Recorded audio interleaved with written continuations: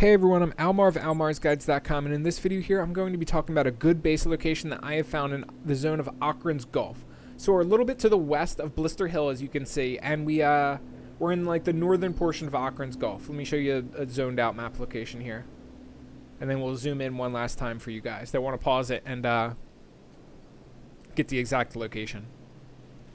So this is our base. And it's kind of in like a little crater that I found. You can see we got hills kind of like on all sides of us.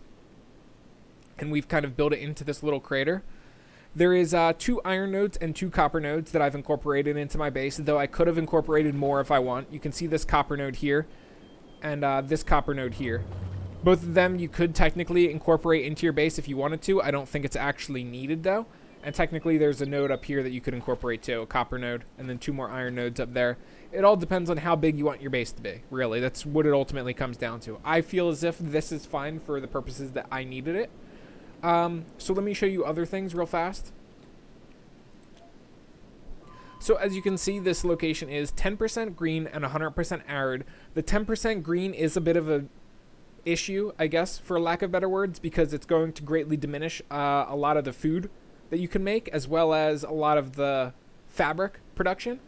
However, since it is 10% green, you can make cotton here, you can make hemp here, although you have to keep in mind with hemp it is illegal in Holy Nation territory, and if they do catch you, they're going to have issues with it. However, I'm currently experimenting with that right now. I have 3 hemp farms growing right here, and I am kind of just basically experimenting to see what the Holy Nation will do if and when they catch the hemp farms. I'll explain more about the Holy Nation in a second and the pluses and minuses of building a base in Holy Nation territory. Let me continue with the rest of the base explanation, I guess. As you can see, we have 1 iron node there. We also have another iron node over there. And we have 2 copper nodes over here. These 2 copper nodes are 80% efficiency apiece, and they both can hold 2 workers at a time. This is a 100 efficiency iron, but it can only have 1 worker at a time. Or 100% quality, not 100% efficiency. And this is 100% quality iron, and it can have 3 workers at a time for a max of 120% efficiency, as you can see. In my opinion, you have more than enough iron and copper at this base to basically do everything that you need for the start of the game. You have way more than enough copper, and you'll probably be selling your copper for extra money if you're lucky. As far as, let me do prospect one more time. Fertility in this area is pretty much 100% no matter where you go. The only places it's not 100% are like on top of like the rocky and dry places, like you can see up on top of this mountain, which you can't even build on top of. It's that's the only place that is infertile. Over here there's a place, again, the only place you can't build on top of that mountain, which is infertile. Iron and copper, in my opinion, are abundant.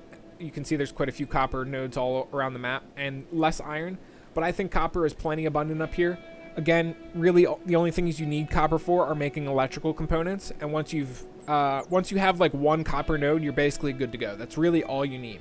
Iron is technically the one that you need a lot more of than copper, because iron is used in a lot, especially once you unlock robotics and you start making like skeleton repair kits, because then you need iron and steel for basically all of the combines, and it's a bit of a mess once you start getting higher trade skills and you start producing more and more stuff. It's going to take more and more.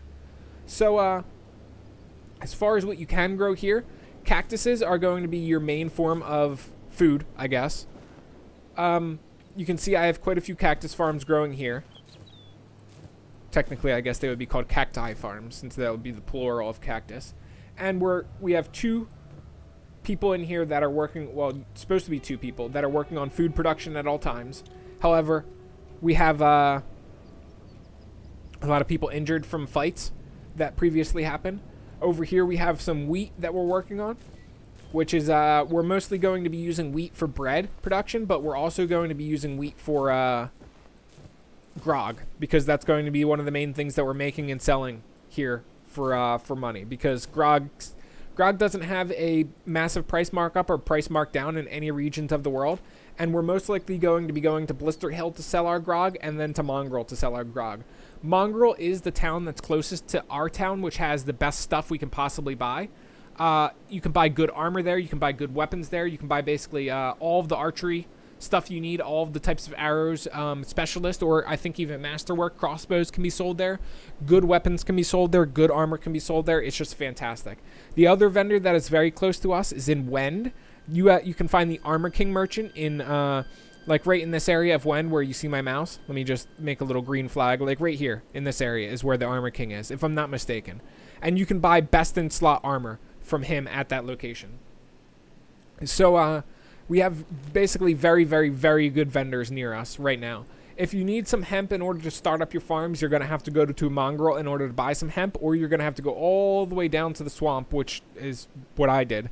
And I got hemp here. I also recruited some unique recruits in the swamp too, so it's kind of worth the trip down there. I would recommend it. And also to Flat Lagoon to get ancient science books as well as engineering research. I need to do that sometime after this video. As far as water production goes, you should be good at this location. You just might need to build more wells than you would otherwise. Also, I'd recommend doing this as far as water production goes. This is a trick that I do on many of my videos and many of my files where we just essentially drag the water out and throw it on the ground. And this will, if you've ever noticed, your characters usually only take 5 water at a time. This forces them to take all 10 water at a time. And it also forces the well to resume production of water instead of waiting on characters to offload the water and take it. So for whatever reason, this character is getting hung up. Hauling 2 water tanks are such a pain in the butt. It's like very inefficient with how often it does or doesn't do it. So as I was saying earlier, cactus production is going to be like your main form of food. Wheat, you can make bread and then you can turn it into food cubes if you make green fruit here as well, which I'd actually kind of recommend you do because it's some of the best food that you can make. So, okay, he's not a Holy Nation guy. He's just a nomad trader with animals. We'll just tell him to piss off. As far as base events that you're going to get at this location, you're going to get dust bandits, which I haven't seen in a while since I moved here. Actually, you might honestly not get dust bandits. I could have sworn I've seen dust bandits and what is the other one? Black dragon ninjas when I've arrived here, but I don't know if I've actually seen any. Holy Nation will bother you here as well as the nomad traders, as you've seen. Holy Nation will do base raids on you if you fail to basically answer their harassments. They'll occasionally stop by your base and be like, hey, we see unchained women here, or sorry, we see unchained beasts here. And then you have to talk to them with somebody who's carrying the holy flame, or they'll come back with an assault. If you miss prayer day, they'll come back with an assault. Or if they come to your base and they see women running around and they don't see enough men, then they will come back to your base with an assault. Dealing with the Holy Nation is a real pain in the ass, but the upside is they don't come up here very often. This is kind of on the outskirts of their land, so you're going to only see a Holy Nation patrol like once every couple of days. More often than not, the patrols you're going to see are like these hungry bandit leaders that you see walking around. I don't think you see dust bandits up here very often, and we're kind of a little too far away from Fog Island to get fog men patrols. So that's my experience here. Like I said, I'm not sure if you get dust bandits up here. I would assume you do, and I would assume you would get the black dragon ninjas too, but I have not seen any of them despite the fact that my base raids is turned all the way up to very high frequency. I like having it high frequency because it allows me to learn the location and what comes to this location, or essentially what attacks you at this location. And that's really all there is to it. This location is a pretty good one, in my opinion. The only downside is that it is like 100% arid, 10% green. It is a bit of a bummer. And however, this is more of a mid-game or moving into mid-game base location or a mid-game base. I wouldn't recommend this for an end-game base because you need a base with more iron anyway. But anyway, that's really all there is to it. I hope you guys enjoyed this video. Hopefully you learned something. If this video helped you out, be sure to leave me a like because that helps me out. And if I got anything wrong, forgot anything, or you guys know a better base location in Okran's Gulf, be sure to leave a comment below and let me know. Aside from that, I will catch you guys around in future Kenshi videos. Peace.